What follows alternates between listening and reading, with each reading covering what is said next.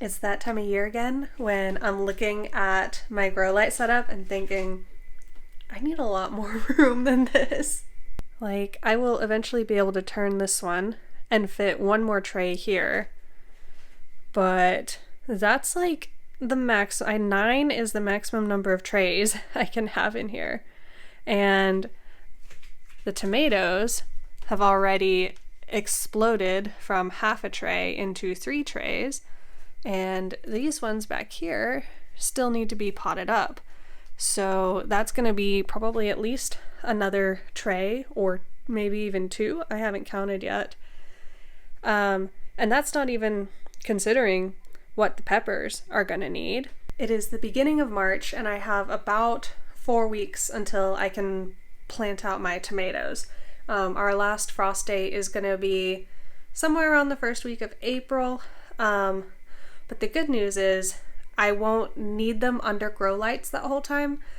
Sometime in the next week or 2, maybe even now, I don't know. It's been really warm out.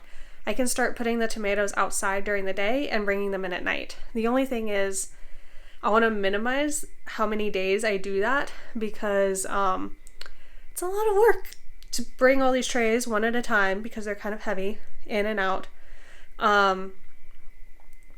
Yeah.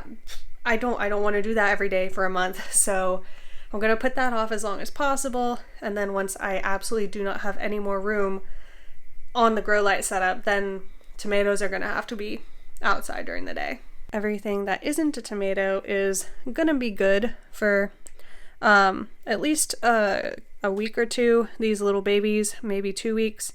We've got all the little basils coming up. And some of those hot peppers that y'all saw me plant are just now starting to come up. You can kind of see the litter of all of the little weed seedlings I've had to pull out. It's mostly little bits of grass, which are really easy to tell that that is not a pepper seedling. Coming down here, this is my ginger starts. It has been a while since I planted them, so I dumped one of these out yesterday to check on them and make sure they weren't just rotting in there. And they are starting to form the very beginning of little nubs of roots. So it's taking a while, but they're working in there. And actually, as far as space goes, this tray doesn't have anything that needs to photosynthesize, right? So I could probably take that off and set that on the floor somewhere and give that space to something else that needs the actual light. Then down here, these are my sweet peppers. You can see one of these varieties just did not sprout at all. These are some home saved seeds that I have that something must have gone wrong when I saved them. They weren't viable because actually 0 of them came up. But my other 2 varieties have come up pretty well, and I planted enough extra that these ones not coming up, I should still get the total number of plants that I wanted. And finally, over here, we have mostly herbs coming up in here. A lot of this we're still waiting on, and those are a lot of flowers over there. And then back there's marigolds mostly that haven't come up yet. My tomato seedlings have grown so fast, like, holy cow. I will put the date on the screen of when these seeds were planted. It is not that long ago. Also, if you're new here, hi, my name is Rachel. This is Auxhart Gardening, and this is the weekly garden tour. This is something I do every single week to help all of you gardeners, especially you new ones, see week to week what is actually happening in my garden. It gets to be very productive, very lush every year, and I want you to see kind of the work that goes into that and the failures that happen along the way so that you can be encouraged to grow a garden. Alright, so it is about 68 degrees out here. A little light jacket is good enough. It's very overcast. That's about 21 Celsius for everybody who's not American. And this is very much false spring. It will 100% get down below freezing again before the end of March.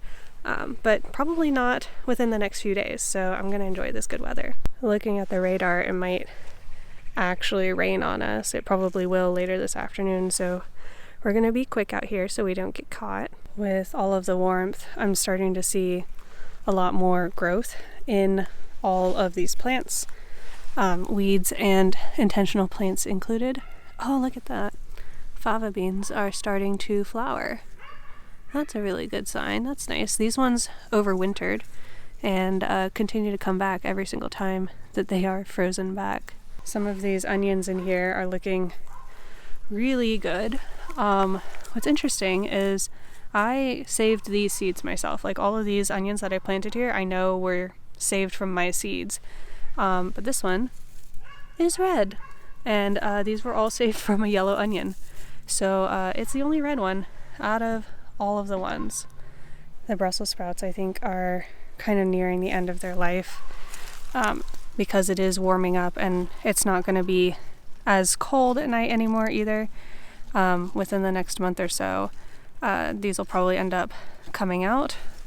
But in the meantime, I'm still harvesting plenty of Brussels sprouts off of these. It's more than enough to keep me busy.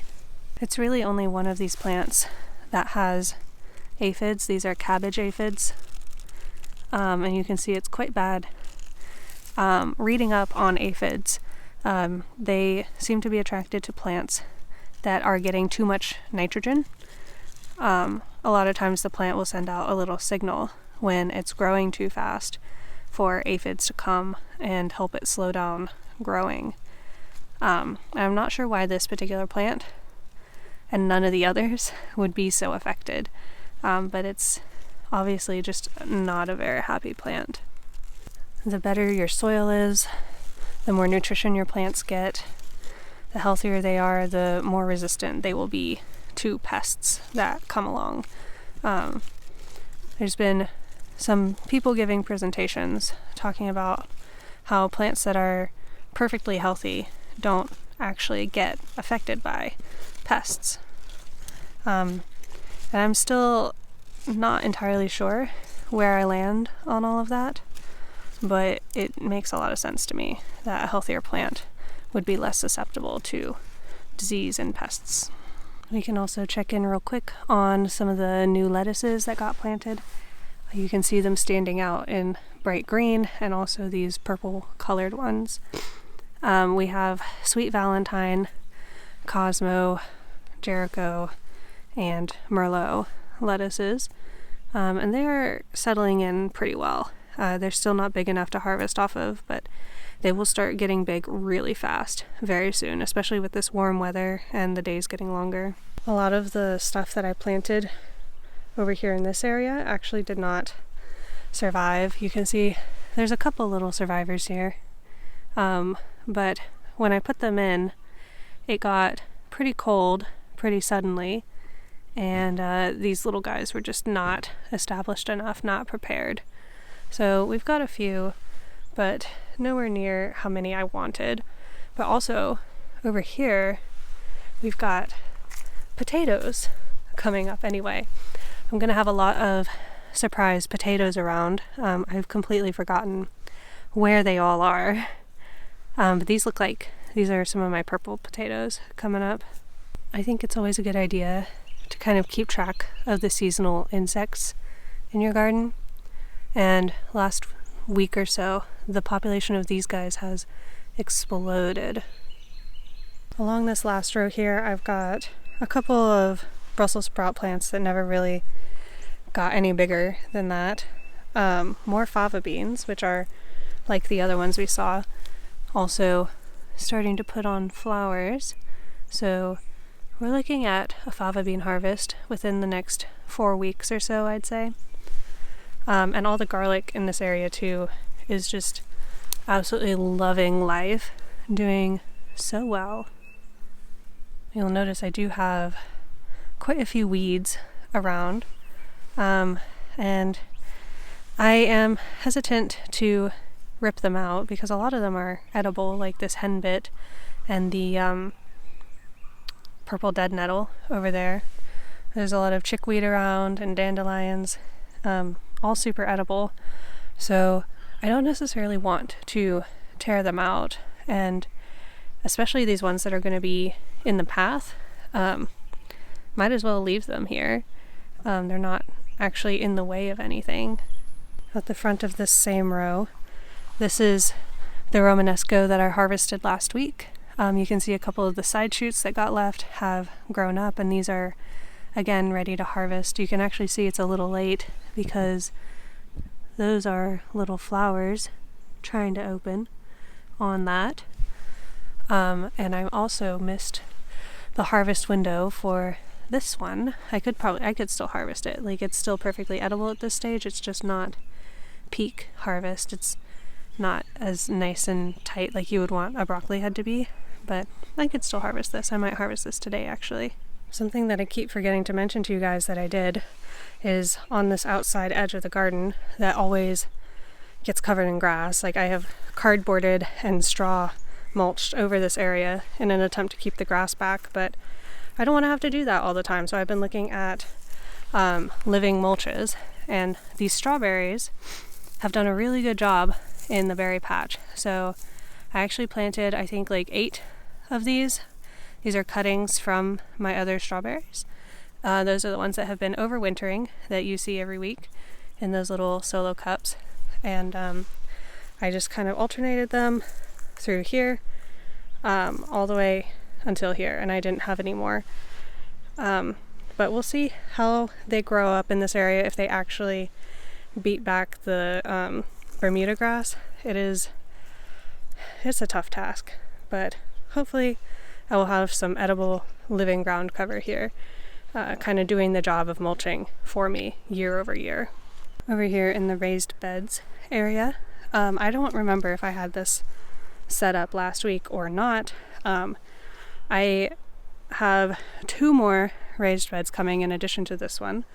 I am suddenly the reviewer of raised beds. A lot of different companies have come to me and asked me to review their products, and I think having them all together, side by side, being able to talk to you guys honestly about the quality of them year over year, how they're doing, I think that'll be really great for you all. I didn't even know there were as many brands available as there are until they started contacting me. So we will review all of these. Today we are talking about the plants in them, though. We went over this last week in the perennial garden tour, but over here in this bed I do have some new things planted. The onions in this area doing pretty well, and I planted this cleared area here with some radishes. You can see they are just barely starting to come up, and over here I think I put poppies. I don't see any of those coming up, and then here I put asparagus crowns that I got from the store. We'll see if those actually end up coming up at all, but it'll be a little while they're coming out of dormancy and then growing up.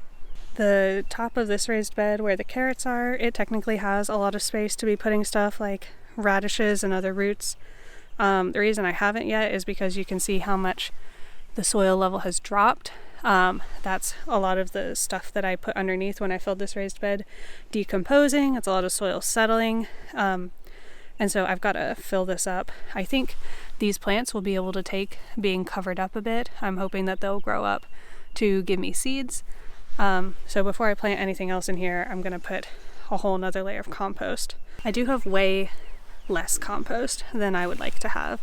I am not producing nearly enough for a garden this size, so I think I will have to buy a little bit, which is unfortunate, but we are working towards being able to be sustained with compost. I just need to potentially ask my neighbors with chickens for more chicken manure. I am sending out bokashi buckets to my friends for them to bring back with their compost from their houses, and slowly we will have more compost. I also want to put out a little teaser for a project that is happening with me and my dad.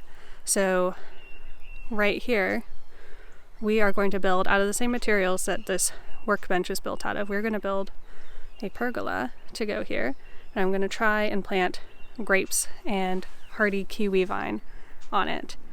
I bought those plants at the store already, and now I need a place to put them, so we are going to build something like that. I'm putting it here so it can like kind of shade my workstation, and I also think it'll look really nice with all these raised beds starting to fill out in this area.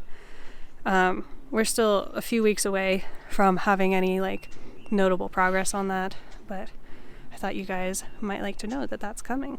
I just looked over at my weather station and this is like covered in bugs.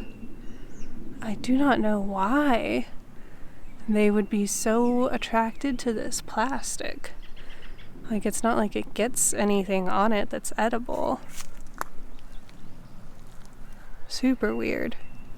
Do you guys remember me finding this thing over here a few weeks ago? I thought, well, maybe it looks like a bug casing, maybe it looks like foam. A lot of trash does tend to blow into my yard, but I looked it up, and I think that this might be praying mantis egg casing.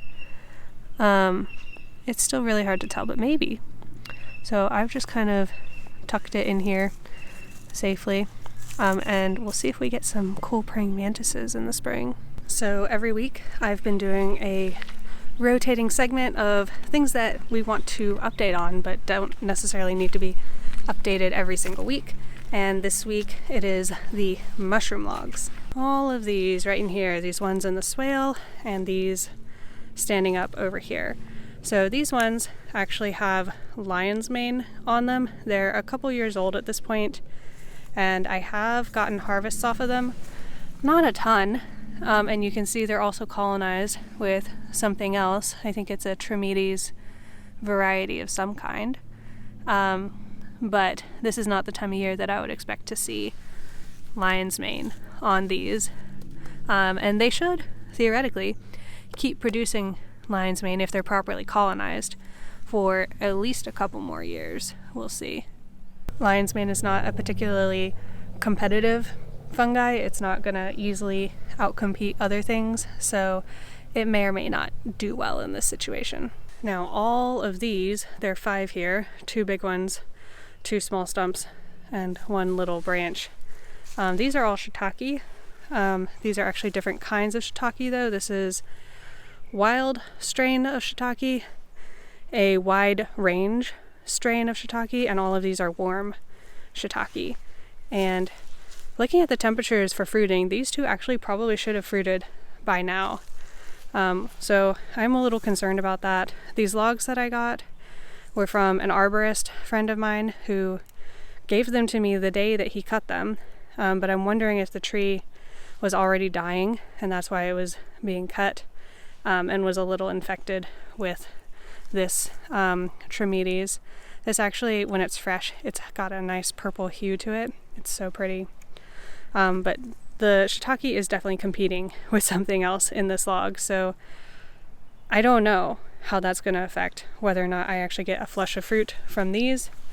These are also from the same tree. This one is from a different tree.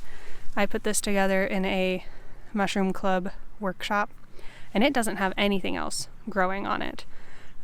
So when the temperatures get warmer more consistently and then we get some good rain, this should start fruiting. This is the one I'm most confident will fruit. In addition to the logs in the swale, I do also have a few lion's mane logs here under all of this brush and trees, and I'm just kind of comparing the fruiting of those logs versus the ones in the swale, because the ones in the swale get like waterlogged more often theoretically than these do, and that's supposed to help with fruiting, but I don't know.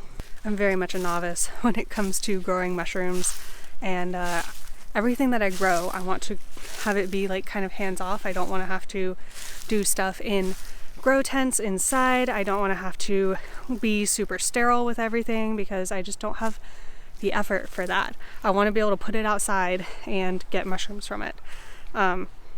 So another mushroom that I've got right along this pathway should be wine cap mushrooms. I've had them kind of in this area as well and kind of over into here.